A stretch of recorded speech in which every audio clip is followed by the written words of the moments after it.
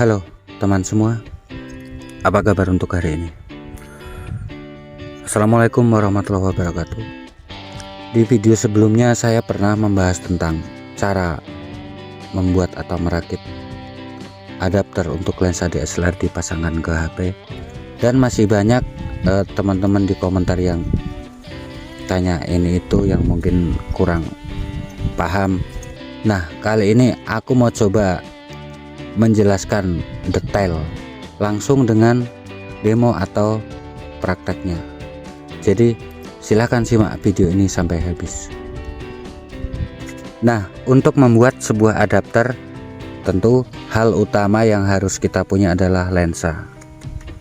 Dan jika teman-teman belum mempunyai lensa dan ingin membelinya, teman-teman bisa cari mungkin di tukang loak, atau bisa cari di online shop, itu banyak. Saran saya cari yang murah saja, itu bisa lensa kit, lensa fix ataupun lensa tele. Cari yang murah saja, ya mungkin yang autofokusnya mati, dan itu nggak apa-apa, karena saat kita sambungan adapter dengan HP itu autofokusnya nggak kita pakai, jadi kita main di manual fokus, asal jangan yang lensanya pecah ya, karena itu ya percuma masa kita beli barang rusak yang nggak bisa dipakai ya. Nah, step pertama kita harus punya lensanya terlebih dahulu. Nah, step kedua untuk pembuatan adapternya ini saya tunjukin. Nah, ini pertama kali saya bikin adapter nih ya. Ini dari bahan plastik, lebih tepatnya ini adalah tutup cat semprot atau pilok gitu ya. Atau mungkin jika teman-teman nggak mau ribet, pengennya yang bahan yang solid, yang dari metal, dari besi, itu saya sarankan teman-teman beli extension tube ya, extension tube seperti yang saya pakai. Kemudian karena saya pakai lensa Canon, maka mounting yang saya gunakan punya Canon juga. Jika lensa teman-teman itu Nikon atau Sony atau yang lainnya, ya sesuaikan ya. Kalau misalkan beli mountingnya itu yang harus sesuai lensa. Nah, sekarang saya akan beritahu caranya mengukur jarak okuler atau lensa mata atau eyepiece-nya ini agar bisa mendekat, agar bisa sinkron dan mendapatkan fokus di lensa DSLR-nya. Nah, sekarang saya akan mendemokan bagaimana caranya kita merakit adapter ini ya. Ini hanya sebuah demo atau gambaran saja ya, agar teman-teman bisa lebih mudah memahami. Nah, ini saya punya lensa wide angle, dan ini yang lensa belakang ini lensa makro. Nah, untuk membuat sebuah adapter yang kita butuhkan hanyalah mounting dan eyepiece atau okuler. Nah, ini seperti saya bilang tadi, ini hanya sebuah praktek atau demo saja agar teman-teman bisa lebih mudah memahami ya. Misalkan ini adalah eyepiece atau okuler ya, dan ini kita sudah bikin adapternya seperti ini dengan mounting.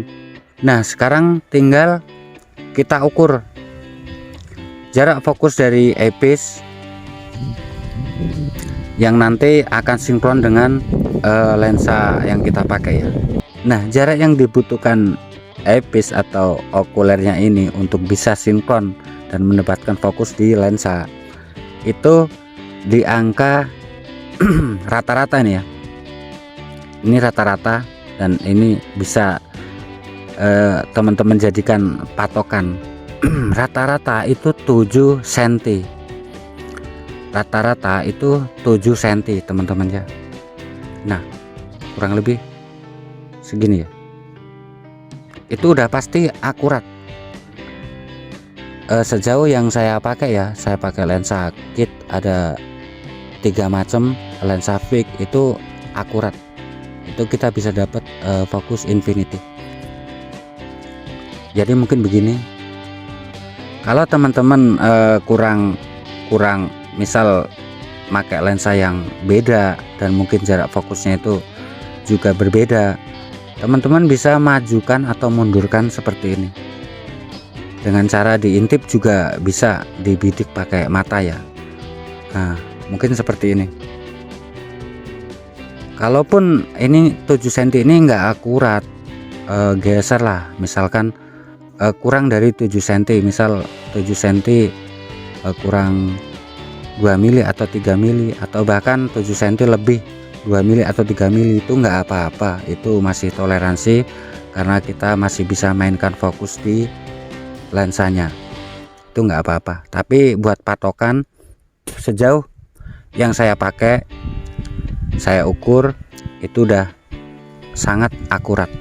Misalkan ini eyepiece atau okulernya ya, jadi kalau misal patokan 7 cm tadi teman-teman masih ragu, terus teman-teman pengen merubah mungkin pakai lensa lain yang jarak fokusnya itu beda, ya silakan teman-teman bisa sesuaikan dengan cara ya mungkin dibidik pakai mata atau bisa dimaju mundurkan begini. Nah, sebenarnya kalau begini itu nanti terlihat ya teman-teman ya. Nah, misalkan seperti ini teman-teman intip ya.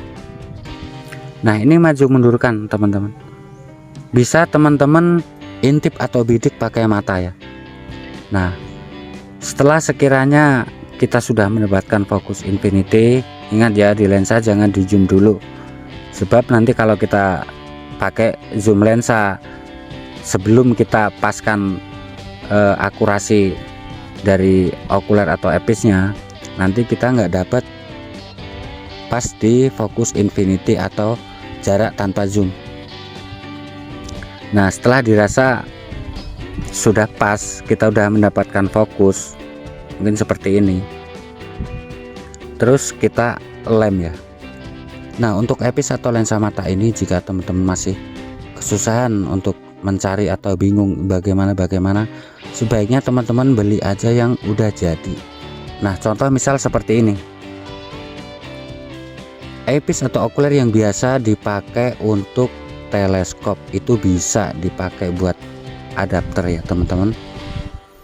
Harganya pun variatif, ada yang murah, ada yang mahal. Tapi saran saya, jika ingin mendapatkan hasil yang bagus, ya sebaiknya beli eyepiece atau okulernya itu yang bagus juga ya, yang mungkin agak mahal, yang untuk bahannya itu dari kaca.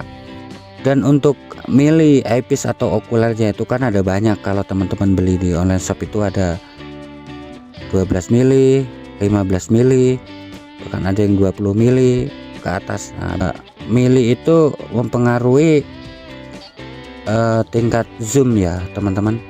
Jadi kalau misal kita pakai eyepiece atau lensa mata atau okuler itu yang milinya misalkan ya 12 mili, kita pakai 12 mili itu kecil ya,